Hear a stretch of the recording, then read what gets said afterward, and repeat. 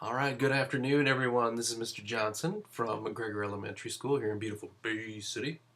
If you joined us yesterday, then you were here for our opening chapter of the selection Harbor Me by Jacqueline Woodson. All right, now this is one of the books that you can actually find in the middle grades bracket of this year's March Book Madness.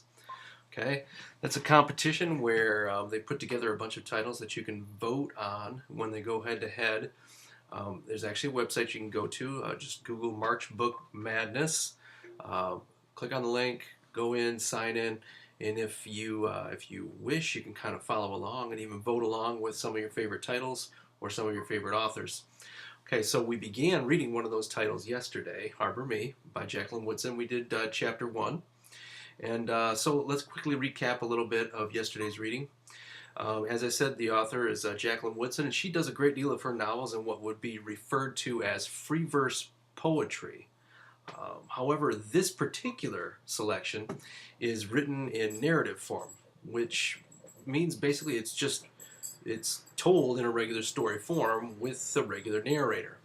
Okay? So, however, even though it is a narrative, Jacqueline Woodson uses an awful lot of figurative language in her writing. Now, figurative language, okay, figurative language right here. Figurative language, words or phrases that exaggerate or alter the usual meanings of individual words. Okay, so figurative language, what does that mean? Well, she mentioned metaphor in the text that we read yesterday. And she had talked about how in a book, A Tree Grows in Brooklyn, that the little girl was a lot like the tree. Okay, a metaphor is when you compare two, I'll get that up there so you can see that, a comparison of two unlike things, comparing them by saying that one thing is a dissimilar object or other thing. So an example for that would be, my passion for reading is a flame that grows brighter with each book.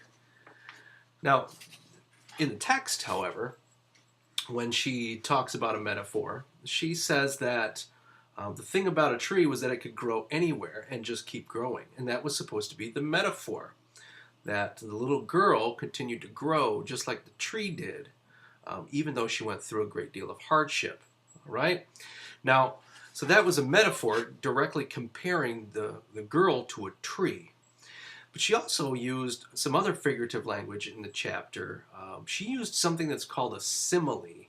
Now, a simile is when you compare things as well, but a simile is a comparison of two unlike things using the words like or as. An example, the teenager's bedroom smelled as bad as the inside of a garbage can. All right. So, just to kind of give you an example of that, she talked about a piano that her father had gotten and that he was playing downstairs in the chapter, and she used a simile because this is what she said. She said, "My father took a whole day tuning it, the piano, and now the notes move through the house, dipping down at the end like tears, rising up like prayer." So she's comparing the piano's musical notes to tears and prayer, but she used the word like. So that would be more like a simile rather than a metaphor. So that's just some examples of figurative language that might have been found in that past chapter. All right. Now, she also introduced us to some characters because a narrative usually has characters in the story. And one of those is the narrator, or the person who's telling the story. And in fact, I'm going to read a portion of this to you. I'm going to see if you can figure out who the narrator is. All right, so I'm going to read this. It says,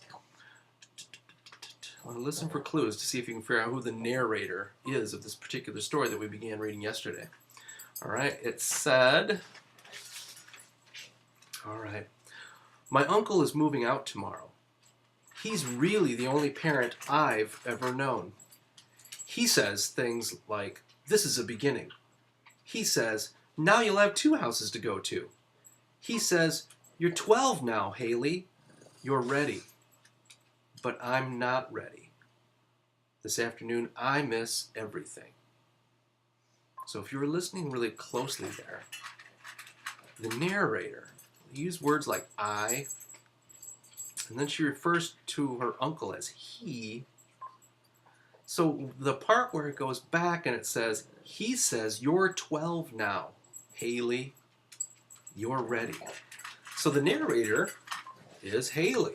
Right, so we've been introduced to Haley, and we're going to be reintroduced to a few of her friends that she mentioned in the past chapter as we go into the reading of chapter 2, which I'll get into right now.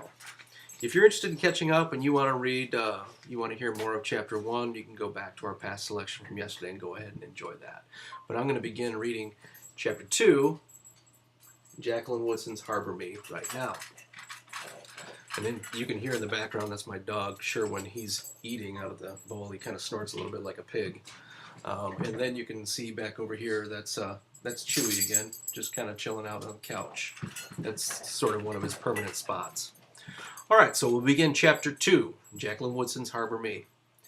That first week of September, the rain wouldn't stop. Rivers ran down along the curbs, and at the corner near our school, cars had stalled in the middle of the huge pools of rainwater. Even though it was still warm outside, our classroom felt damp and a little bit cold. Some of the kids were playing with those spinner things. One boy, whose name I forget, had his head down on his desk. I remember his dark curls, the way they fell over his arm. For some reason, those curls spiraling over his arm and down onto the scratched-up desk made me sadder than anything. There were 8 of us then. Our small class had come together because the school wanted to try something new.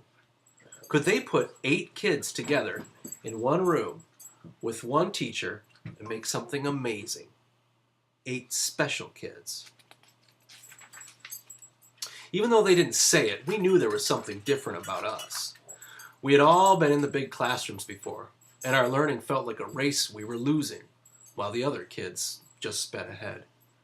We made believe we didn't care that we learned differently, but we knew we did, and the school knew we did. The school knew we got laughed at and teased when we were in the big yard, and that some days we faked stomach aches and sore throats so we could stay home.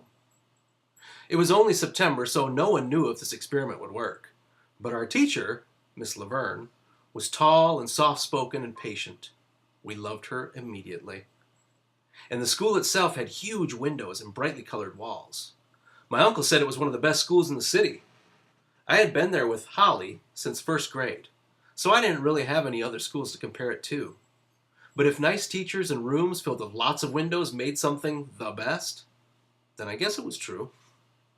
By the end of that rainy week, the boy with the curls had moved away, and another girl's mom had come in and fussed about her daughter being smarter than those children, while Miss Laverne shushed her and guided her and her daughter gently out of the room. The girl looked like she wanted to sink into the floor and disappear.